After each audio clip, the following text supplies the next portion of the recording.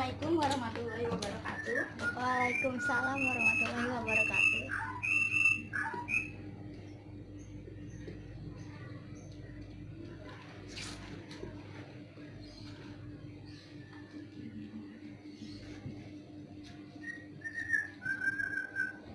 Selamat pagi anak-anak. Pagi Bu.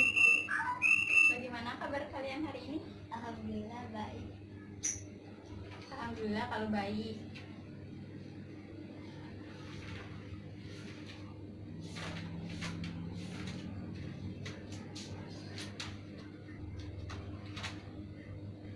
Hari ini kita sudah memasuki bulan suci Ramadan ya. Iya. Bagaimana puasa kalian? Alhamdulillah. Alhamdulillah. Sebelum memulai pembelajaran, sebelumnya Ibu ingin minta maaf terlebih dahulu apabila Ibu ada kesalahan ya anak-anak. Iya Bu. Maafin gak nih? Maaf. Coba dilihat dulu sekelilingnya ada sampah atau tidak. Tidak lagi.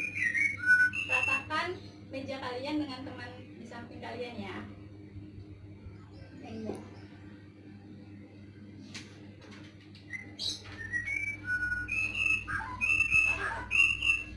Sebelum kita memulai pembelajaran hari ini, alangkah baiknya jika kita mengawalinya dengan berdoa terlebih dahulu, Baik, Bu. agar pembelajaran yang kita lakukan hari ini dapat berjalan semaksimal mungkin dan dapat bermanfaat bagi kalian semua. Kamu silakan pimpin doa. Enggak Bu yang lain. Kenapa malu? Ya udah Ibu yang pimpin ya. Berdoa menurut agama dan kepercayaan masing-masing. Berdoa dimulai.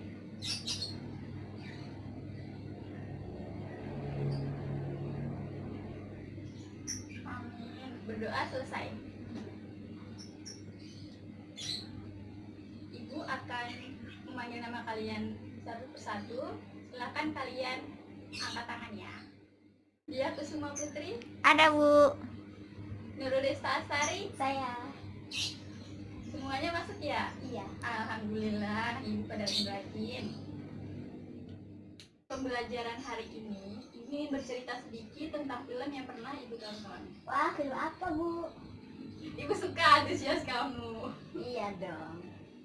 Film ini berasal dari negeri Thailand. Ibu tidak mewajibkan kalian untuk menonton film ini, tapi Ibu akan cerita sedikit tentang film ini. Di film ini ada salah satu anak laki-laki yang cukup nakal di sekolahnya. Dia mengirim pesan broadcast pada teman-teman sekelasnya, bahkan sesatu sekolah. Dia mengirim pesan broadcast untuk ngapain sih pakai seragam di sekolah. Jadi dia tuh mengirim pesan broadcast untuk mengajak teman-temannya yang lain agar tidak memakai seragam sekolah besok, karena besok mereka harus sekolah, seperti itu. Nah, karena menurut anak tersebut yang mengirim pesan broadcast, dia tuh berpikir bahwa kenapa kita harus memakai seragam, sedangkan negara-negara maju saja tidak memakai seragam. Ada banyak sekali negara maju yang tidak memakai seragam saat datang ke sekolah. Bahkan ada yang tidak membawa tas. Mereka sudah ada loker di sekolah mereka. Karena teman-temannya yang lain berpikir bahwa si anak nakal ini ada benarnya, jadi untuk kebesokan harinya hampir seluruh satu sekolah tidak memakai seragam saat datang ke sekolah. Lalu Bu? Dan tentunya sekolah tidak diam saja. Gimana sih? Satu sekolah, hampir satu sekolah muridnya datang ke sekolah tidak memakai seragam. Otomatis guru-guru dan kepala sekolah heran kan? Iya. Nah, akhirnya mereka dikumpulkan di satu ruangan serbaguna gitu. Terus ditanya, kenapa kalian gak pakai seragam sekolah? Semuanya hanya diam. Ditanya dalangnya juga mereka diam. Sampai akhirnya si anak nakal ini yang ikut andil dalam mengajak teman-temannya untuk tidak memakai seragam sekolah, akhirnya dia berbicara. Dia bertanya kepada gurunya, kenapa kita harus memakai seragam sekolah, Bu? Dia bertanya seperti itu. Menurut dia, seragam sekolah itu hanya salah satu peraturan sekolah dan hanya salah satu tradisi di negaranya mereka. Bahkan di negara kita juga itu merupakan peraturan sekolah dan tradisi di negara kita. Iya. Nah, si anak ini bertanya seperti itu. Dan guru yang ada di sana menjawab, seragam ini, memakai seragam memang peraturan sekolah dan kita harus mentaati peraturan sekolah. Siapapun mengetahui hal itu. Iya. Bahkan peraturan sekolah sudah dibuat sebelum muridnya masuk sekolah, betul? Betul. Nah, tapi jawaban dari si ibu guru tersebut tidak membuat si anak nakal tadi merasa puas. Dia masih heran, dia masih bertanya-tanya, dia masih merasa bahwa memakai seragam sekolah ini tidak wajib. Sampai akhirnya wali kelas dari si anak nakal tersebut datang dan memberi jawaban yang sangat-sangat masuk akal dan juga benar. Seragam adalah identitas, jati diri dan tanggung jawab kita sebagai pemakainya. Bukan hanya untuk fashion, bukan hanya untuk dicoret-coret saat lulus-lulusan. Sebagai contoh, maaf kamu siapa namanya? Nurul. Misalnya nih, Nurul lagi ke pasar. Nah, pas Nurul lagi di jalan, uang Nurul hilang. Dompetnya udah kebuka. Otomatis Nurul mencari uangnya yang hilang. Siapa yang Nurul cari pertama kali saat mengetahui uang Nurul hilang? Orang di sekeliling. Orang di sekeliling kan? Iya. Pasti bertanya, Bu, lihat uang saya yang jatuh enggak? Pak, lihat uang saya yang jatuh enggak? Gitu kan? Tapi gimana kalau orang-orang di sekeliling Nurul tidak ada yang ingin membantu? Karena bukan uang mereka yang hilang. Enggak deh, enggak tahu deh. Coba cari. Apa yang akan Nurul lakukan? Saya akan cari polisi. Mencari polisi kan? Iya. Karena polisi memang bertugas untuk melindungi dan mengayomi masyarakat. Pasti mencari polisi. Setidaknya Nurul tahu kalau polisi memang tugasnya untuk membantu masyarakat dan pasti harus membantu. Nurul melihat seorang polisi dari mananya? Di kerumunan. Betul. Di kerumunan orang banyak, apalagi di pasar, pasti sulit membedakan ya kan, mana yang tadinya seorang polisi, mana yang tadinya seorang ibu rumah tangga. Apalagi kalau mereka memakai baju bebas semua. Tapi kalau polisi memakai seragamnya, otomatis Nurul akan langsung tahu, oh itu polisi, oh Nurul harus ke sana, oh Nurul harus minta bantuan ke sana. Seperti itu bukan? Iya. Nah, dari contoh tersebut kita bisa tahu nih kalau polisi ini bertanggung jawab untuk melindungi dan mengayomi warga negara. Dan kita tahu kalau itu polisi dari seragamnya. Maka dari itu, seragam itu sangat penting. Seragam itu identitas kita, tanggung jawab kita, jati diri kita sebagai pemakainya. Nurul sekarang pakai seragam apa? Seragam sekolah. Ya kan, Nurul pakai seragam sekolah. Itu membuktikan bahwa Nurul sekarang saat ini sebagai murid dari satu sekolah. Nah, saya di sini pakai seragam guru sebagai seorang guru. Begitu juga dengan polisi, security, dan masih banyak pekerjaan lainnya yang memiliki seragam. Iya.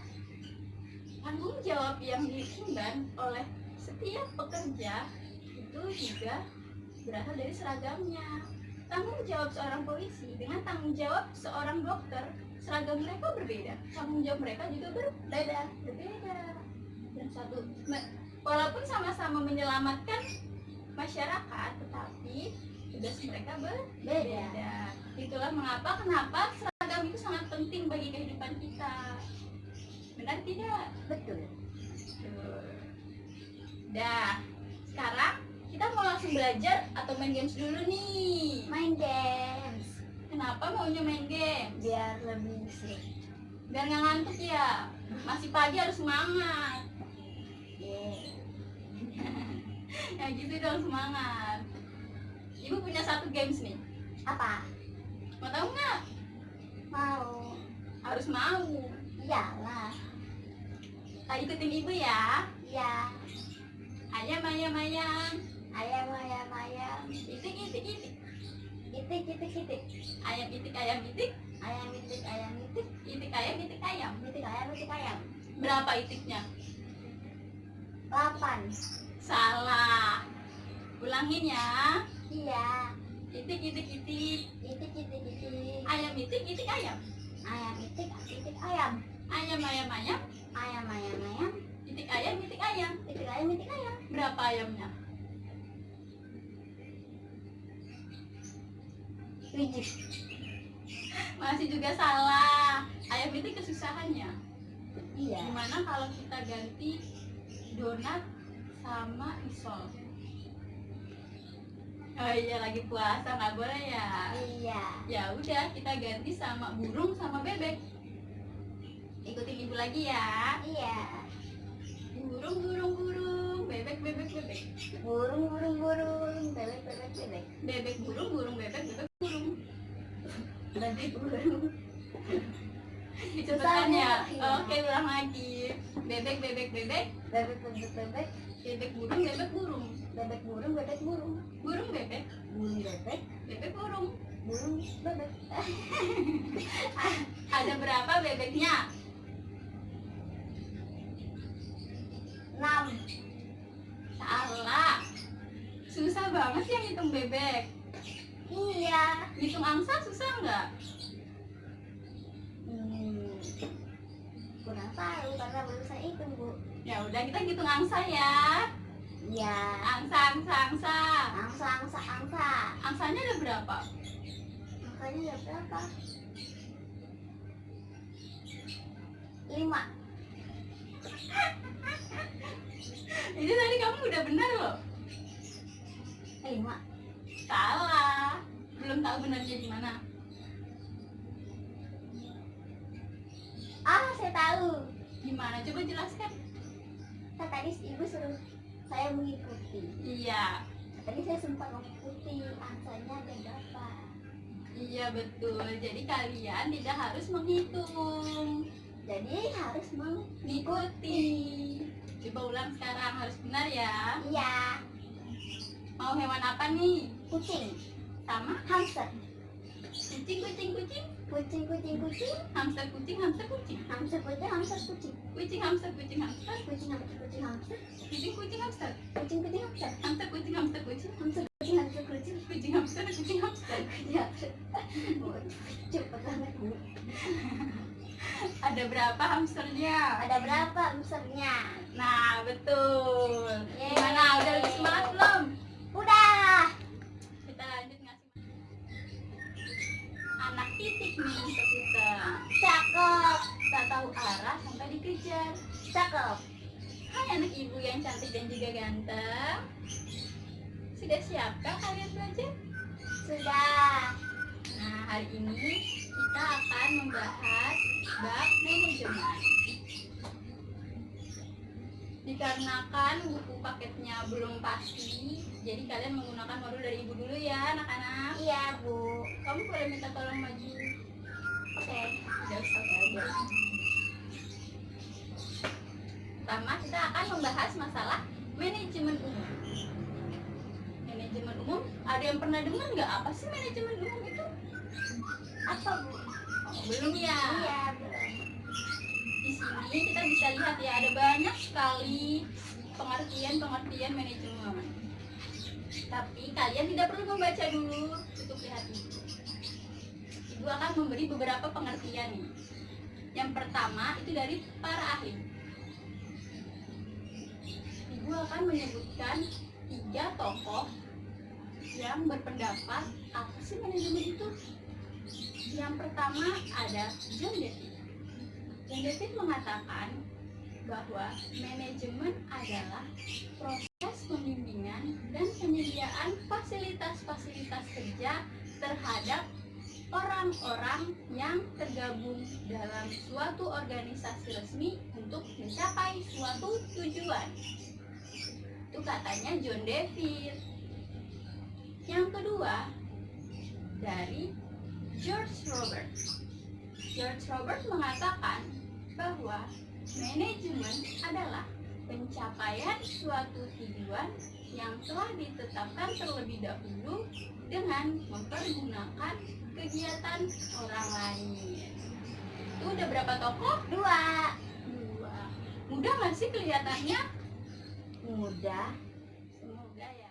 Ada pendapat dari Henry Fayol. Henry Fayol mengatakan bahwa manajemen adalah proses yang terdiri dari kegiatan untuk merencanakan, mengorganisasikan, menggerakkan sumber daya manusia, dan menggandakan pengendalian dalam rangka mencapai suatu tujuan yang ingin dicapainya. Itu ada 3 pengertian dari para ahli. Selanjutnya, Ibu akan menyebutkan 2 pengertian lain. Yang pertama, manajemen sebagai ilmu, dan yang kedua, manajemen sebagai seni. Mau tahu yang seni dulu atau yang ilmu dulu? Ilmu. Yang seni dulu deh. Yang seni dulu ya. Iya. Manajemen sebagai seni.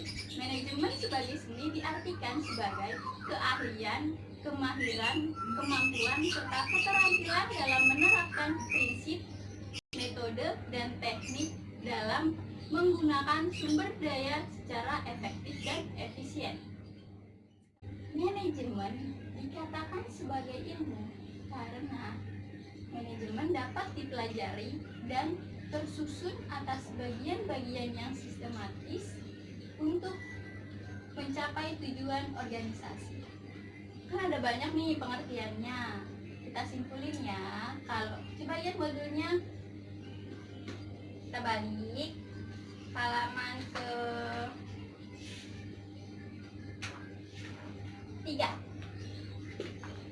Ya. Kita lihat ya, di sini ada simpulan dari pengertian manajemen. Ibu bacakan ya. Sudah ketemu? Udah. Ini kan 1, 2, 3. Oh ini. Nah, dari beberapa pengertian di atas dapat disimpulkan bahwa manajemen adalah suatu seni dan ilmu perencanaan, pengorganisasian, penyusunan, pengarahan, dan pengawasan daripada sumber daya manusia untuk mencapai tujuan yang sudah ditetapkan terlebih dahulu atau sebelumnya. Jadi ada 5 ya anak-anak. Iya Bu. Kalian harus ingat nih kelima ini. Apa tadi, coba sebutkan? Perencanaan. Nah, lanjut. Pengorganisasian. Nah, Penyusunan. ya. Pengarahan. Nah, Dan pengawasan. ya, ini 5 hal penting ya dalam manajemen. Selanjutnya unsur-unsur manajemen. Coba tutup lagi modulnya. Unsur-unsur manajemen itu ada 6. Wah, banyak sekali. Ini masih dikit. Oh iya, lanjut. Yang pertama ada man. Tahu nggak man itu apa? Tidak. Man itu tenaga kerja manusia. Dalam manajemen harus ada tenaga kerjanya. Wah, ada money. Apa sih money itu? Duit Bu. Bukan duit, tapi uang. Emang apa bedanya? Bukan apa bedanya, tapi mana yang lebih baku. Oh begitu. Mengerti anak-anak? Mengerti Bu. Nah, money itu adalah uang yang diperlukan untuk mencapai tujuan. Dalam suatu produksi, kita harus mengeluarkan biaya, yaitu uang, untuk membeli bahan baku, untuk biaya pengiriman, dan lain sebagainya. Mengerti? Mengerti. Nah, yang ketiga itu ada metode. Ada yang tahu metode apa?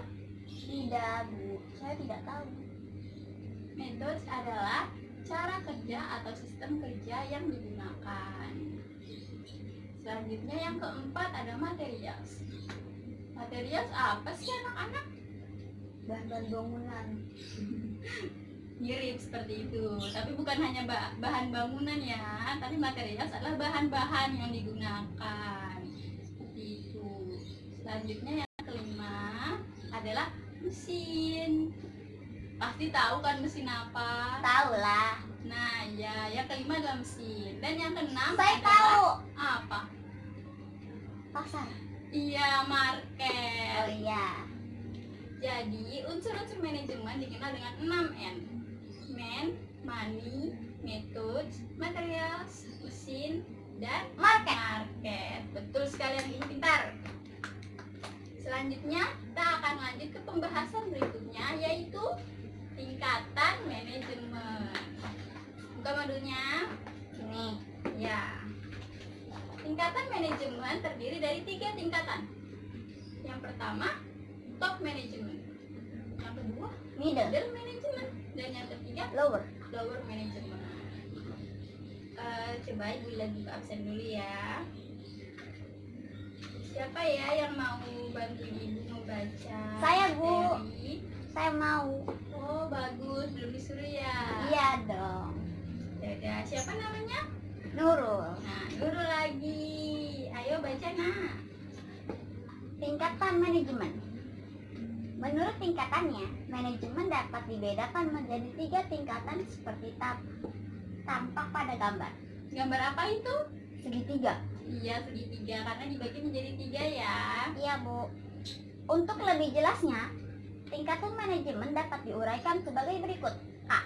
Top manajemen. Dalam kegiatannya, lebih banyak mempergunakan kerja pikir daripada kerja fisik untuk mencapai hasil yang diharapkan. Manajemen puncak bertugas membuat rencana jangka panjang, menetapkan tujuan, visi, dan misi perusahaan, serta strategi yang akan digunakan. Manajemen puncak harus dapat mengembangkan semua rencana yang telah dibuat dan mengadakan hubungan dengan pihak luar. B. Middle management. Dalam kegiatannya, antara kerja pikir dengan kerja fisik sebanding, sehingga keduanya dilakukan hampir bersamaan. Manajemen menengah bertugas mengalihkan rencana, misi, visi, dan tujuan yang dibuat oleh manajemen puncak ke dalam program yang lebih spesifik. Selain itu, manajemen menengah membantu manajer tingkat puncak untuk mencapai tujuan organisasi, perusahaan, Organisasi atau perusahaan, Ya, lanjutkan. serta bertanggung jawab terhadap kinerja manajemen tingkat bawah dalam pencapaian tujuan. C. Lower management. Dalam kegiatannya, lebih banyak mempergunakan kerja fisik daripada kerja pikir. Manajemen tingkat bawah membawahi langsung pekerjaan dan bertanggung jawab atas pelaksanaan tugas mereka. Tugas manajemen bawah adalah melakukan pengambilan keputusan, mengomunikasikan rencana, memberikan motivasi kerja pada para karyawan, dan menetapkan prestasi yang layak diterima karyawan. Terima kasih Nurul. Iya. Karena tadi kita sudah membahas mengenai pengertian manajemen, unsur-unsur manajemen, dan tingkatan manajemen. Selanjutnya, coba kita lihat modul paling halaman belakang. Ayo anak-anak dibuka modulnya. Iya, Bu. Paling belakang ya. Iya. Di situ ada apa? Soal Nah, ada berapa soalnya? 5, Bu. Ada 5. Kerjakan ya anak-anak. Baik, Bu. Sekarang. Tidak sekarang karena waktu kita terbatas. Pelajaran hari ini Ibu cukupkan sampai sini. Sebelum kita mengakhiri, kita simpulkan dulu pelajaran hari ini ya. Iya, Bu. Apa kesimpulannya? Enggak tahu, Bu. Kesimpulannya, manajemen itu sering sekali kita dengar di kehidupan sehari-hari kita, mulai dari memanage waktu, mulai dari memanage uang, banyak sekali yang harus kita manage. Betul? Betul. Nah, di manajemen ini Contoh kecilnya adalah lingkungan keluarga. Siapa manajernya? Ayah. Betul, ayah. Ayah sebagai manajer Wow. yang mengharuskan dirinya sendiri untuk memiliki tanggung jawab mengurus bawahannya, yaitu istri dan anak-anaknya. Bahkan di lingkungan keluarga kita sudah belajar mengenai manajemen. Pasti kalian mudah menjawab soal ini. Soal ini kalian kerjakan dan akan kita bahas di pertemuan selanjutnya, anak. Baik, Bu. Jangan lupa dikerjakan soalnya agar kalian paham.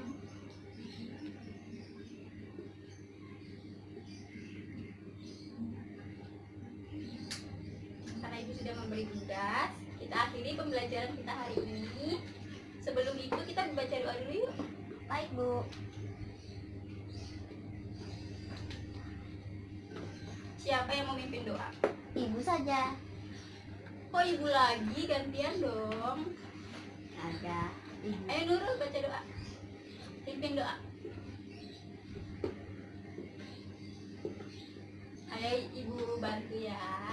Berdoa Berdoa dimulai. menurut Menurut agama dan Kepercayaan kepercayaan masing-masing. masing-masing. Berdoa dimulai.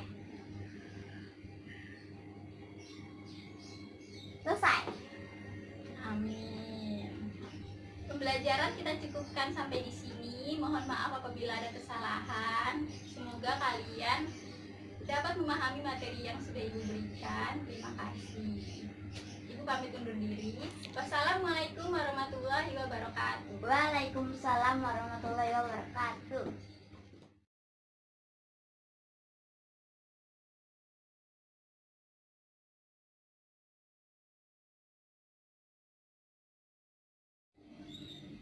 Perkenalkan, nama saya Verina Setiawandani, NPM 2017-1450-1116 dari kelas R6N, memenuhi tugas Micro Teaching tahap 2 dalam mata kuliah Pembinaan Kompetensi Mengajar sebagai guru.